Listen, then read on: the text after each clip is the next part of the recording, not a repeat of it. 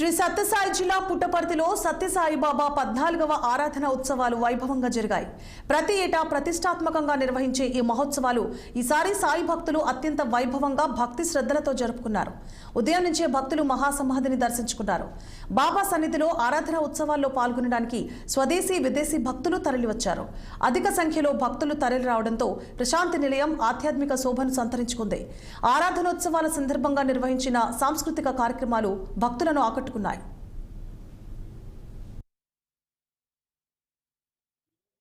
సత్యసాయి ఆరాధన మహోత్సవం పురస్కరించుకొని సత్యసాయి సేవా సంస్థలు ఒక వినూత్నమైనటువంటి ఒక ప్రోగ్రామ్ని వాళ్ళు తలపెట్టారు.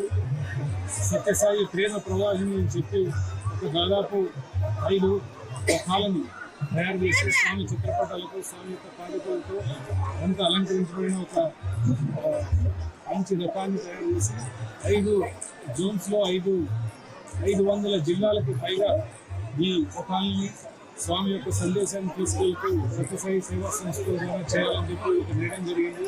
ఈరోజు ఉదయమే దాన్ని మనం లాంచ్ చేసుకున్నాం. ఈ దాదాపు 2.5 లక్షల కిలోమీటర్లు ఇదంతా ప్రయాణించి తిరిగి 2026 నవంబర్లో ఈ రకాల 5 కూడా తిరిగి ప్రశాంతి నిలయం చేయడం జరుగుతుంది.